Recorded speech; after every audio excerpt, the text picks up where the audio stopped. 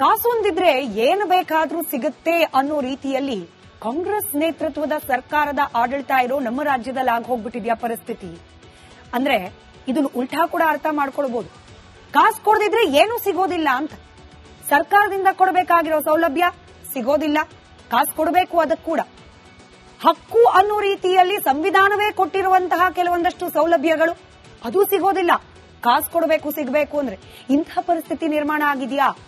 ಈ ಅನುಮಾನ ಹುಟ್ಟಲಿಕ್ಕೆ ಕಾರಣ ಬಿಆರ್ ಪಾಟೀಲ್ ರದ್ದು ಅಂತ ಹೇಳಲಾಗ್ತಾ ಇರುವ ಅದೊಂದು ಆಡಿಯೋ. ಅಲ್ಲಿಗೆ ವಾಲ್ಮೀಕಿ ನಿಗಮದ ಹಗರಣ ಆಯ್ತು, ಮೂಡಾ ಹಗರಣ ವಿಚಾರ ಆಯ್ತು, ಅಬಕಾರಿ ಇಲಾಖೆಯಲ್ಲಿ ಹಗರಣ ಆಗ್ತಾ ಇದೆ ಅನ್ನೋದಾಯ್ತು. ಹೀಗೆ ಸಿಕ್ಕ ಇಲಾಖೆಗಳ ಮೇಲೆ ಆರೋಪ ಬರ್ತಿರೋ ಸಂದರ್ಭದಲ್ಲಿ ಇದೀಗ ಮತ್ತೊಂದು ಇಲಾಖೆ ಮೇಲೂ ಕೂಡ, ಆ ಇಲಾಖೆಯಲ್ಲೂ ಕೂಡ ಭ್ರಷ್ಟಾಚಾರ ಅವ್ಯಾಹತವಾಗಿ ನಡೀತಾ ಇದೆ ಅನ್ನೋ ಬಾಂಬ್ ಸಿಡಿದಿದೆ. ಬಡವರಿಗೆ ಅಂತ ಹೇಳಿ ಮೀಸಲಾಗಿರ್ಬೇಕಾಗಿದ್ದ ವಸತಿ ಇಲಾಖೆಯ ಮನೆಗಳು ದುಡ್ಡು ಕೊಟ್ಟವರ ಪಾಲಾಗ್ತಿದೆ ಅಂತ ಹೇಳಿ ಆರೋಪ ಮಾಡಿದ್ದಾರೆ ಬಿಆರ್ ಪಾಟೀಲ್. ಇದರ ಕರಾಳ ಸತ್ಯವನ್ನ ಬಿಚ್ಚಿಟ್ಟಿರೋದು ಕಾಂಗ್ರೆಸ್ನ ಶಾಸಕರೇ. ಇದೀಗ ಪಕ್ಷದ ಪಾಲಿಗೆ ಬಿಆರ್ ಪಾಟೀಲ್ ವಿಲನ್ ಆಗ್ತಿದ್ದಾರೆ. ಈ ಬಗ್ಗೆ ಒಂದು ರಿಪೋರ್ಟ್ ನಿಮ್ಮ ಮುಂದೆ.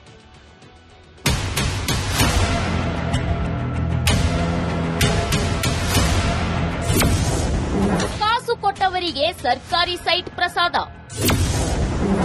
ಜಮೀರ್ ವಿರುದ್ಧ ಬಿಆರ್ ಪಾಟೀಲ್ ಯುದ್ಧ. ಎಂಥ ಕಾಲ ಬಂತು ನೋಡಿ.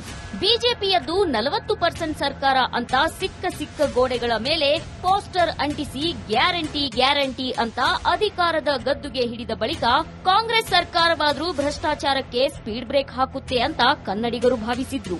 ಆದ್ರೆ ಕೈ ನಾಯಕರು ಲೂಟಿಗಿಳಿದಿದ್ದಾರೆ ಅಂತ ಸ್ವಪಕ್ಷೀಯರೇ ಬಾಂಬ್ ಸಿಡಿಸುತ್ತಿದ್ದಾರೆ.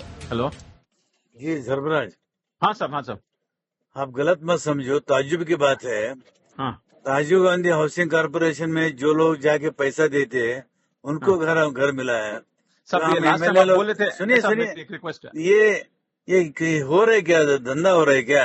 साहब, राजीव गांधी ऐसा है साहब, आप ऐसा है तो दीजिए। मैं लास्ट टाइम आपको बताया नहीं, action will take action sir immediately. We have not done like that sir. I mean if they have done like that we will send them behind bar sir. ಸತ್ಯವನ್ನೇ ಹೇಳಿದ್ದೇನೆ, ಸತ್ಯ ಬಿಟ್ಟು ಬೇರೇನೂ ಹೇಳಿಲ್ಲ. ಕೈ ಸರ್ಕಾರದ ಭ್ರಷ್ಟಾಚಾರ ನಿಜ ಎಂದ ಪಾಟೀಲ್.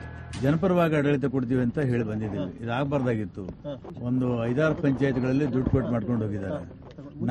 ನಾನು ಪತ್ರ ಕೊಟ್ಟದ್ದು ಆಗಿಲ್ಲ, 4 ಪತ್ರ ಕೊಟ್ಟಿದ್ದೀನಿ ನನ್ನ ಕ್ಷೇತ್ರಕ್ಕೆ ಮನೆಗಳು ಕೊಡ್ಬೇಕಂತ, ಆಗಿಲ್ಲ. ನಾನೇನು ಸಂಚಲನ ಮಾಡಿಲ್ಲ, ಏನು ಆಕಾಶ ಬಿದ್ದಿಲ್ಲ. ನಾನು ಇದ್ದುದನ್ನ ಹೇಳಿದ್ದೇನೆ ಅವರಿಗೆ. ನಾನೇ ನೇರವಾಗಿ ಜಮೀರ್ ಮೇಲೆ ಆರೋಪ ಮಾಡಿಲ್ಲ ಅಥವಾ ಅಲ್ಲಿ ಅಧಿಕಾರಿಗಳ ಮೇಲೆ ಮಾಡಿಲ್ಲ. ನಿಮ್ಮ ಆಫೀಸರ್, ನಿಮ್ಮ ಇಲಾಖೆಯಲ್ಲಿ ಈ ತರ ನಡೀತಾ ಇದೆ ಅಂತ ಹೇಳಿದ್ದೀನಿ. ಈಗ ಇದೇ ಮಾತನ್ನ, ಬೇಸರದ ಮಾತನ್ನ ಕೃಷ್ಣ ಬೈರೇಗೌಡರು ಕೂಡ ಹೇಳಿದ್ದಾರೆ. ಆ ಮಾತಿಗೆ ಯಾಕೆ ಅಷ್ಟೊಂದು, ನನ್ನ ಮಾತಿಗೆ ಯಾಕೆ ಇಷ್ಟೊಂದು ಬೆಲೆ? ಸಿದ್ದರಾಮಯ್ಯ ಅವರ ಗಮನಕ್ಕೆ ತಗೊಂಡ್ಬಂದಿದ್ದೀರಾ ಸರ್? ನಾನು ಇನ್ನೂ ಕರೆದಿಲ್ಲ, ಅವರು ಕರೆದ್ರೆ ಹೋಗ್ತೀನಿ. ಬಿಆರ್ ಪಾಟೀಲ್ ವಿರುದ್ಧವೇ ಸಿಡಿದ ಕಾಂಗ್ರೆಸ್. ವಸತಿ ಇಲಾಖೆಯಲ್ಲಿ ಲೂಟಿ ನಡೆಯುತ್ತಿದೆ, ಅದನ್ನ ಸರಿ ಮಾಡಿ ಎಂದ ಬಿಆರ್ ಪಾಟೀಲ್ ವಿರುದ್ಧವೇ ಕಾಂಗ್ರೆಸ್ ನಾಯಕರು ಅಸಮಾಧಾನ ಹೊರಹಾಕಿದ್ದಾರೆ. ಬಿಆರ್ ಪಾಟೀಲ್ ಶಾಸಕರಂತೆ ನಡೆದುಕೊಳ್ಳಬೇಕು ಎಂದಿದ್ದಾರೆ. ಶಾಸಕರು ಶಾಸಕರ ರೀತಿಯಲ್ಲಿ ನಡ್ಕೊಳ್ಬೇಕು.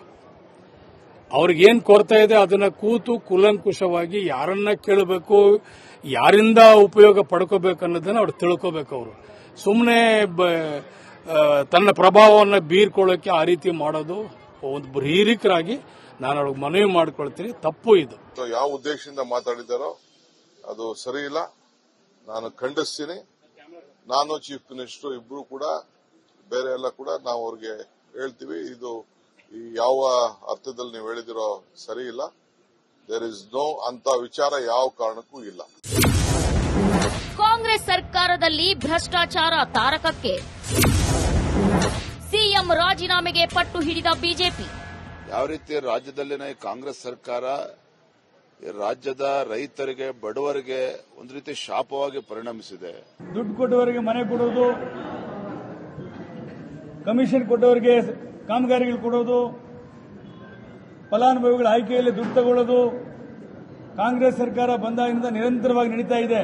ವಸತಿ ಇಲಾಖೆಯ ಮನೆಗಳು ಬಡವರಿಗೆ ಸಿಗಬೇಕು, ಆದ್ರೆ ದುಡ್ಡಿದ್ದವರು ಪಡೆದುಕೊಳ್ತಿದ್ದಾರೆ ಅಂದ್ರೆ ಸರ್ಕಾರಕ್ಕೆ ದೊಡ್ಡ ಅಪಮಾನ. ಅದಕ್ಕೆ CM Siddaramaiah, DCM DK Shivakumar break ಹಾಕಬೇಕಿದೆ. Bureau report, Republic Kannada. ಕಾಸೊಂದಿದ್ರೆ ಏನು ಬೇಕಾದ್ರೂ ಸಿಗುತ್ತೆ ಅನ್ನೋ ರೀತಿಯಲ್ಲಿ ಕಾಂಗ್ರೆಸ್ ನೇತೃತ್ವದ ಸರ್ಕಾರದ ಆಡಳಿತ ಇರೋ ನಮ್ಮ ರಾಜ್ಯದಲ್ಲಿ ಆಗೋಗ್ಬಿಟ್ಟಿದ್ಯಾ ಪರಿಸ್ಥಿತಿ. ಅಂದ್ರೆ ಇದನ್ನು ಉಲ್ಟಾ ಕೂಡ ಅರ್ಥ ಮಾಡ್ಕೊಳ್ಬಹುದು. ಕಾಸು ಕೊಡದಿದ್ರೆ ಏನೂ ಸಿಗೋದಿಲ್ಲ ಅಂತ. ಸರ್ಕಾರದಿಂದ ಕೊಡಬೇಕಾಗಿರೋ ಸೌಲಭ್ಯ ಸಿಗೋದಿಲ್ಲ, ಕಾಸು ಕೊಡಬೇಕು, ಅದಕ್ಕೆ ಕೂಡ ಹಕ್ಕು ಅನ್ನೋ ರೀತಿಯಲ್ಲಿ ಸಂವಿಧಾನವೇ ಕೊಟ್ಟಿರುವಂತಹ ಕೆಲವೊಂದಷ್ಟು ಸೌಲಭ್ಯಗಳು ಅದು ಸಿಗೋದಿಲ್ಲ. ಕಾಸು ಕೊಡಬೇಕು, ಸಿಗಬೇಕು ಅಂದ್ರೆ ಇಂಥ ಪರಿಸ್ಥಿತಿ ನಿರ್ಮಾಣ ಆಗಿದೆಯಾ? ಈ ಅನುಮಾನ ಹುಟ್ಟಲಿಕ್ಕೆ ಕಾರಣ ಬಿಆರ್ ಪಾಟೀಲ್ ರದ್ದು ಅಂತ ಹೇಳಲಾಗ್ತಾ ಇರುವ ಅದೊಂದು ಆಡಿಯೋ. ಅಲ್ಲಿಗೆ ವಾಲ್ಮೀಕಿ ನಿಗಮದ ಹಗರಣ ಆಯಿತು, ಮೂಡಾ ಹಗರಣ ವಿಚಾರ ಆಯಿತು, ಅಬಕಾರಿ ಇಲಾಖೆಯಲ್ಲಿ ಹಗರಣ ಆಗ್ತಾ ಇದೆ ಅನ್ನೋದಾಯಿತು. ಹೀಗೆ ಸಿಕ್ಕ ಇಲಾಖೆಗಳ ಮೇಲೆ ಆರೋಪ ಬರ್ತಿರೋ ಸಂದರ್ಭದಲ್ಲಿ ಇದೀಗ ಮತ್ತೊಂದು ಇಲಾಖೆ ಮೇಲೂ ಕೂಡ, ಆ ಇಲಾಖೆಯಲ್ಲೂ ಕೂಡ ಭ್ರಷ್ಟಾಚಾರ ಅವ್ಯಾಹತವಾಗಿ ನಡೀತಾ ಇದೆ ಅನ್ನೋ ಬಾಂಬ್ ಸಿಡಿದಿದೆ. ಬಡವರಿಗೆ ಅಂತ ಹೇಳಿ ಮೀಸಲಾಗಿರ್ಬೇಕಾಗಿದ್ದ ವಸತಿ ಇಲಾಖೆಯ ಮನೆಗಳು ದುಡ್ಡು ಕೊಟ್ಟವರ ಪಾಲಾಗ್ತಿದೆ ಅಂತ ಹೇಳಿ ಆರೋಪ ಮಾಡಿದ್ದಾರೆ ಬಿಆರ್ ಪಾಟೀಲ್. ಇದರ ಕರಾಳ ಸತ್ಯವನ್ನ ಬಿಚ್ಚಿಟ್ಟಿರೋದು ಕಾಂಗ್ರೆಸ್ನ ಶಾಸಕರೇ. ಇದೀಗ ಪಕ್ಷದ ಪಾಲಿಗೆ ಬಿಆರ್ ಪಾಟೀಲ್ ವಿಲನ್ ಆಗ್ತಿದ್ದಾರೆ. ಈ ಬಗ್ಗೆ ಒಂದು ರಿಪೋರ್ಟ್ ನಿಮ್ಮ ಮುಂದೆ.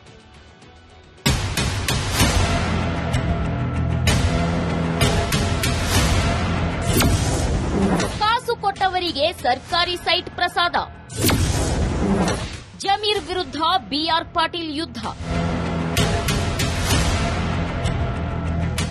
ಎಂಥ ಕಾಲ ಬಂತು ನೋಡಿ. ಬಿಜೆಪಿಯದ್ದು 40% ಸರ್ಕಾರ ಅಂತ ಸಿಕ್ಕ ಗೋಡೆಗಳ ಮೇಲೆ ಪೋಸ್ಟರ್ ಅಂಟಿಸಿ ಗ್ಯಾರಂಟಿ ಅಂತ ಅಧಿಕಾರದ ಗದ್ದುಗೆ ಹಿಡಿದ ಬಳಿಕ ಕಾಂಗ್ರೆಸ್ ಸರ್ಕಾರವಾದ್ರೂ ಭ್ರಷ್ಟಾಚಾರಕ್ಕೆ ಸ್ಪೀಡ್ ಬ್ರೇಕ್ ಹಾಕುತ್ತೆ ಅಂತ ಕನ್ನಡಿಗರು ಭಾವಿಸಿದ್ರು. ಆದ್ರೆ ಕೈ ನಾಯಕರು ಲೂಟಿಗಿಳಿದಿದ್ದಾರೆ ಅಂತ ಸ್ವಪಕ್ಷೀಯರೇ ಬಾಂಬ್ ಸಿಡಿಸುತ್ತಿದ್ದಾರೆ.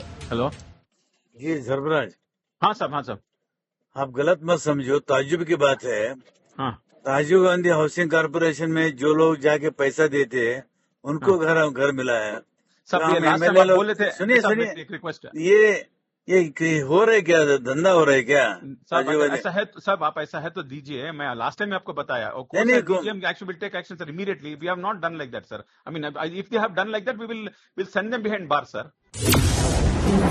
ಸತ್ಯವನ್ನೇ ಹೇಳಿದ್ದೇನೆ, ಸತ್ಯ ಬಿಟ್ಟು ಬೇರೇನೂ ಹೇಳಿಲ್ಲ. ಕೈ ಸರ್ಕಾರದ ಭ್ರಷ್ಟಾಚಾರ ನಿಜ ಎಂದ ಪಾಟೀಲ್. ಜನಪರವಾಗಿ ಆಡಳಿತ ಕೊಡ್ತೀವಿ ಅಂತ ಹೇಳಿ ಬಂದಿದ್ದೀವಿ. ಇದಾಗಬಾರ್ದಾಗಿತ್ತು. ಒಂದು 5-6 ಪಂಚಾಯತ್ಗಳಲ್ಲಿ ದುಡ್ಡು ಕೊಟ್ಟು ಮಾಡ್ಕೊಂಡು ಹೋಗಿದ್ದಾರೆ. ನಾನು ಪತ್ರ ಕೊಟ್ಟದ್ದು ಆಗಿಲ್ಲ, 4 ಪತ್ರ ಕೊಟ್ಟಿದ್ದೀನಿ ನನ್ನ ಕ್ಷೇತ್ರಕ್ಕೆ ಮನೆಗಳು ಕೊಡ್ಬೇಕಂತ, ಆಗಿಲ್ಲ. ನಾನೇನು ಸಂಚಲನ ಮಾಡಿಲ್ಲ, ಏನು ಆಕಾಶ ಬಿದ್ದಿಲ್ಲ. ನಾನು ಇದ್ದುದನ್ನೇ ಹೇಳಿದ್ದೇನೆ ಅವರಿಗೆ.